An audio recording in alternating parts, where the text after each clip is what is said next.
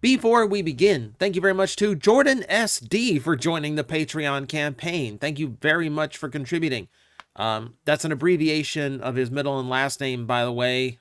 Jordan is not, in fact, a memory card of any type. But I do thank them very, very much for joining the Patreon campaign. Very appreciated. Thank you, everyone, for helping to keep the channel alive. I have another Q&A video coming up. I will be recording it for the 2nd of the month because the 1st is going to fall on a news roundup day. So I'm still giving everyone until like the end of the 31st. If you have a question that you want to ask, then please go to my previous Q&A video for the month of November and leave a question in the comments there. Keep in mind all the rules, etc. But last warning, last call if you have something you want to ask. We have a doozy today. So, a YouTube creator by the name of Kian Carlisle did a video posting about everything that he has learned about Transformers Animated Season 4 through newly discovered documents, as well as a lot of interviews with the people who were close to Derek Wyatt or involved with the show, like Marty Eisenberg, the writer. We have a lot of new info about what Season 4 was supposed to be, both before and after Hasbro meddling with it. That said, this is not what this video is about, but it is where I'm pulling a little bit of the info, and it is what inspired today's topic. I am not going to sit here and repeat the work that Kian did because it's a tremendous amount of work, and it's a fantastic video that deserves to be watched, so go watch it. Actually, finish watching this video first, and then you can go watch it. But the video today is about the one thing that he could not uncover because the only people who know about it have either passed on or are very tight-lipped about it. And that is the origin of this little girl. Spoilers for Transformers Animated despite its age because it is a very, very good cartoon and deserves a watch. So Sari is Cybertronian. She is not a human girl, even though that is how she is depicted throughout the run of the series, at least until parts of Season 3. But the one thing about her is we don't know how exactly she came to be. She was just a protoform found in Sumdac labs who happened to take on a human alt mode after coming in contact with Isaac Sumdac. Thus, Sari is born. And apparently born as a small baby because that's how Isaac remembers her. So she actually did grow up just like a human. So that leaves a lot of questions as to what exactly Sari is. How does a protoform end up on Earth approximately 8 or so years before any of the Transformers wake up and the Decepticons arrive?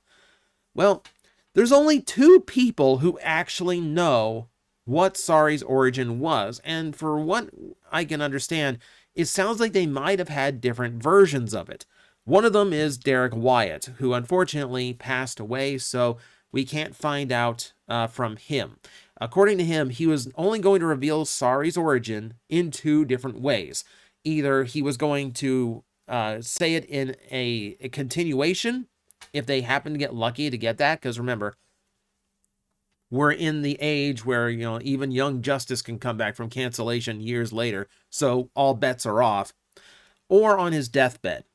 He wanted to keep it that much of a secret because it is one of the biggest lingering secrets left in the show.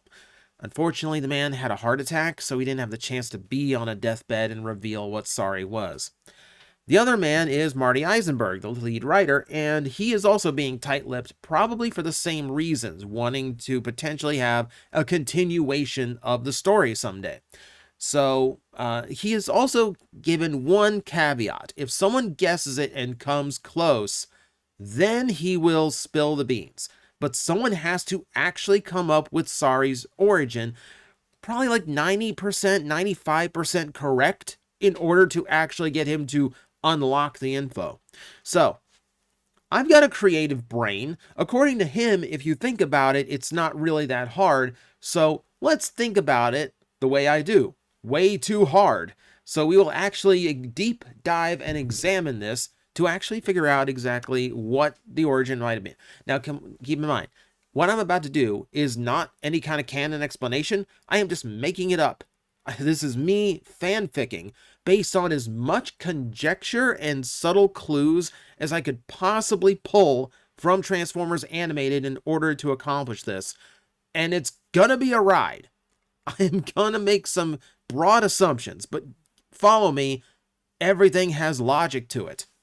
So, the one thing we do know, the one hint of an origin we have about Sari is the pitch for the finale of the series, where we discover that Sari has a deeper connection between her and Black Arachnia that gets discovered.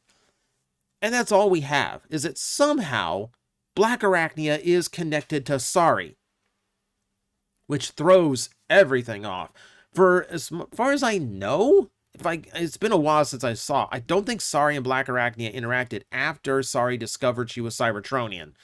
So if there is a connection there that Black Arachnia would recognize, we never really got the chance to see it.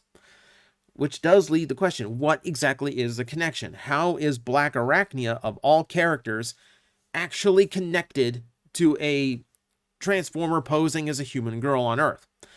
So, what do we know about Black Arachnia? So, we know for a fact that her biggest desire, we know that one thing, she's incredibly smart. She is very much the inventor and technical mind that Beast Wars Black Arachnia was, even though if that was downplayed over, as the series went on. But she is intelligent. She is very much an inventor, a creator. She can build. So she has this intimate scientific mind. But she also has this desperation to rid herself of her organic form. Where have I heard that before? They take a little bit of Beast Machine's inspiration with this character. So we know that she really wants to be rid of her organic nature. And from what she says when she debuts in Animated, only the Allspark is capable of doing that. Now, as a scientific mind, you don't say something like that unless you have exhausted many, many potentials, right? So let's see, what else was Black Arachnia good at that might actually start us down this path to figuring out exactly what she means by that? Well, we know from the Allspark Almanac that Black Arachnia is the one who actually rebuilt Blitzwing to be a triple changer. She's also the one that created Shockwave's disguise, so technically she's also created a quad changer. And that's a pretty significant thing when you think about it. Black Arachnia has such intimate knowledge of how Transformers are built and how they function, she can actually dismantle one and rebuild them into a triple changing form. They might go insane in the process. Hey, omelet and eggs, right? You can't, right? You gotta make sacrifices. So we know for fact she is capable of altering Cybertronian form. She has that much knowledge to it. You don't gain that level of knowledge unless you have deep, intimate knowledge of how these things work and how they work. So how does she do this? Well, she has this available to her. This is what a protoform looks like in Transformers Animated. It is entirely made of something called protomatter that forms into whatever shape that is required at the time. This is the basic protoform shape that it is formed into at first, but this is usually put inside what is called a mold in order to produce a transformer shell that a spark is then implanted into. But you can implant a spark directly into one as well, so that is also a viable option. But the only way she has access to something like this is if she is aboard the Nemesis, because the Nemesis itself is what we find out later on. There's a flashback to Prowl's origins where his sect of ninjas and Yokaitron are tasked with guarding a huge amount of protoforms. These protoforms are stolen by the Decepticons, and we find out they were being stored on the Nemesis. It's how Starscream created all of his clones, and it's eventually where Megatron would get the material for the Lugnut Supremes. Lots and lots of protoforms. And since Black Arachnia serves on the Nemesis, She has access to these protoforms and whatever experimentation she sees fit to do. Meaning, this is how she would actually have the knowledge to remodify Blitzwing. Since she's capable of reworking protomatter in this way, it's possible she tried to rework the matter to create her own system, to create her own cure. You know, in a similar way to how we use stem cells to heal sports injuries. You know, inject it into yourself to undo the damage. Since this, protomatter can form whatever is missing or whatever's needed in a transformer's form, maybe she could use it in order to actually, restore what she is. There is a trick here, though. Obviously, it didn't work, right? Obviously. But what happens? So, have you ever played with clay? Have you played with clay, Play-Doh for like a long time? You just keep putting it back in the can, breaking it back out and playing with it again, or any kind of slime toy they sell these days. So, if you play with it long enough, if it stays viable long enough, you start to notice something. You start to notice that you didn't quite have as much as you used to, a little bit gets stuck in the fun factory that gets washed off. It comes off on your hands, that gets rinsed off when you're done playing. Same thing would happen to something like protomatter. There's only so much of it in the protoform. So eventually, as Black Arachnia is using this stuff up, the protoform she's experimenting on gets smaller, smaller, smaller. So, at some point, the scientific mind in her has to go, this is not working. But at this point, she's left with not a whole lot of matter. So, you do what a scientist does. You change your tactic and you try some other experiment while the sample you have is still viable to do something differently. We know that Black Arachnia is capable of altering a Cybertronian form with biological material to create a transorganic creation, and we know that because that's how she created Waspinator. She did this with the device you see here, which is a Transwarp Generator, which she describes as being used for transport. So, a teleporter, essentially. And we can even, just for reference here, it's based on the pods from an old movie called The Fly, where a scientist was trying to create a teleporter. Got mixed in with a fly in the process, hence the name. Jeff Goldblum movie, classic. Point being, I'm way off track here. The point is here that we know she was capable of this, and again, this requires experimentation. Scientists don't do anything like this unless they know that it's capable, that they've done the tests and that they've run things. So, Black Arachnia would have actually had one of these available to her on the Nemesis in order to actually gain knowledge of how this works and how a Transwarp Generator can help create a transformer with biomechanical engineering. So what if she took what was left of this little protoform and did that? Instead of trying to use its protomatter to actually undo her damage, what if she actually tried to create something like her? What if she tried to create a protoform that could become a techno-organic transformer that was ripe for her own experimentation? That way she could dissect and experiment without having to risk her own safety and spark. That's a scientific process, and that's how you get a tiny protoform made of liquid metal.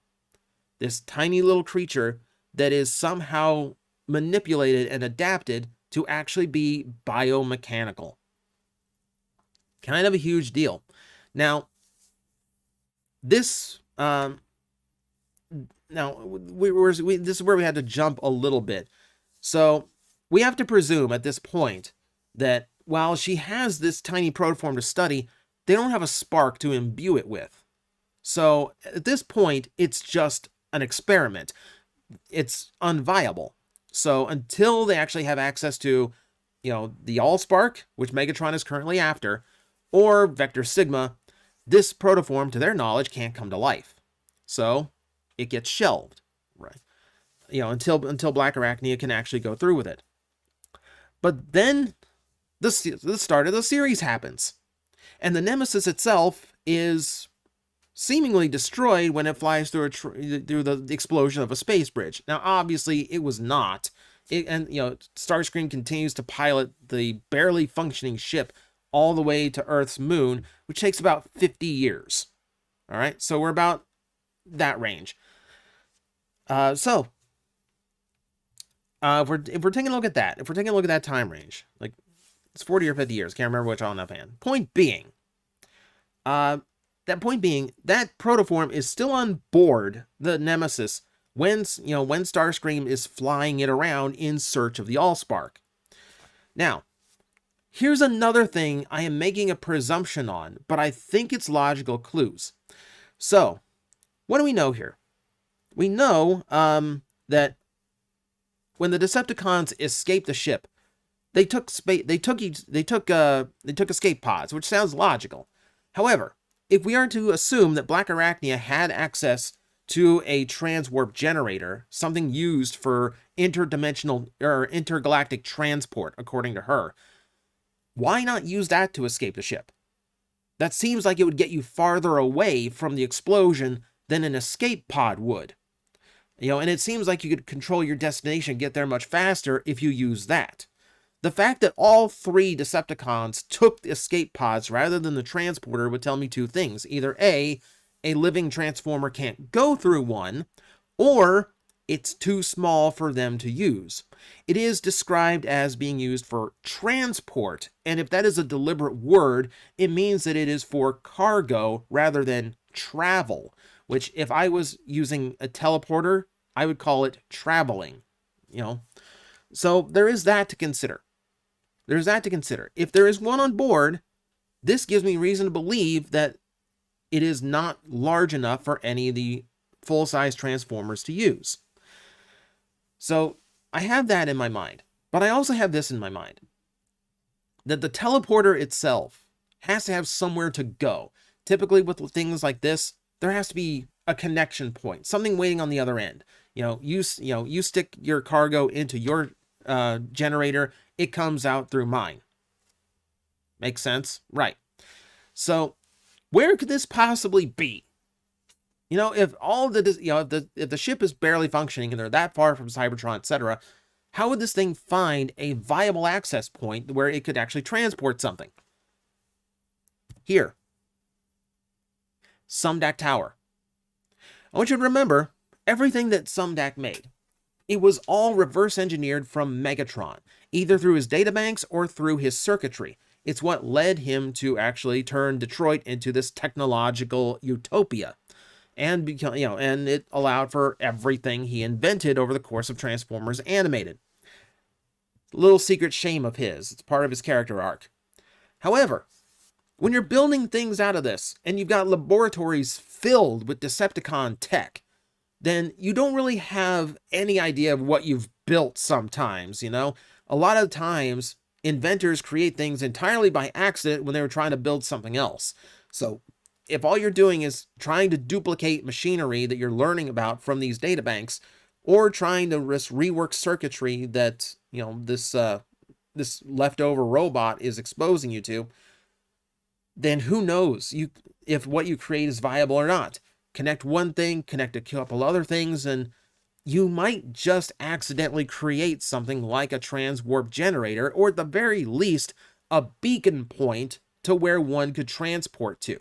Because this, outside of Cybertron or the Nemesis itself, would be the deepest and most dense source of Decepticon tech in the galaxy.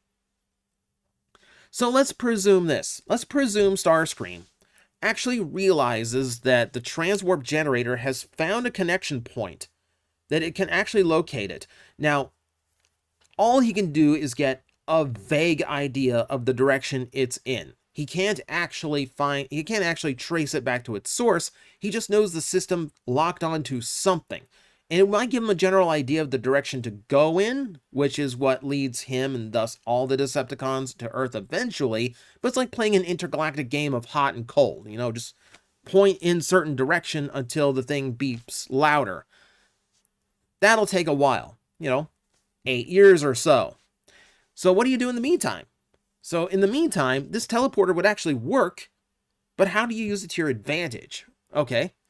Well, number one, Starscream probably presumes that, it's, a location of Megatron. Though I guess, if you think about it, he probably doesn't know.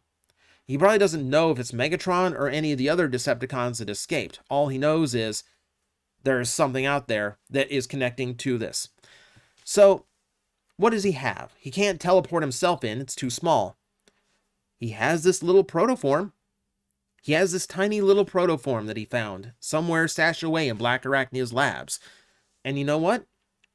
His tiny little protoform and its tiny little stasis pod would have a tiny little homing beacon. Because that's what we know. These are based off stasis pods similar to how they were in Beast Wars. They can be tracked, and they can be locked onto. So, presumably, here's the plan. Send this thing through the teleporter. Starscream waits for the protoform to wake up and turn on the homing beacon, and then it's just follow it directly to wherever it goes. And there, even if he doesn't find Megatron or the Allspark, he's at least found Decepticons. Whether he can rule over them, take advantage of them, whatever, Starscream's usual MO. Doesn't go right, though, obviously, because Sumdac comes in contact with it and creates Sari instead of this thing waking up and being a Decepticon. Keep in mind, Starscream might not have known that it was an unviable protoform. But then, if it was unviable, how does it wake up? We know that the protoforms that were being guarded by Yokaitron were actually blanks. None of them had sparks imbued in them yet, because when Prowl uses one to revive Yokaitron, it is blank. There is no spark in it. So, where does the spark come from? Well, I looked it up. I tried doing the research. I couldn't find anything that actually confirmed that Sari had a spark herself. And we do know that she grew up very naturally. Sumdac actually described her as a baby, and raising her into, being an 8-year-old. We know that she can grow up. We know she ingests food. She never needed Energon. So obviously, something is very different about her, which is probably why the Allspark chose her in the first place. And if that thing that's different is the fact that she's more organic than robotic, it's possible she doesn't need a spark. By creating a protoform who is techno-organic in nature, she might have Black Arachnia may have inadvertently created something similar to Savage Noble. Something that is obviously a Transformer and Cybertronian, but doesn't need a spark to live. And we already know this whole storyline is taking inspiration from Beast Machines a little bit. So, yeah, that actually seems to connect fairly well to me. So this is how the whole process works. And I feel like this connection is way more important than necessary. Because remember what the first pitch of the ending for Transformers animated season 4 would have been. It would have been Black Arachnia.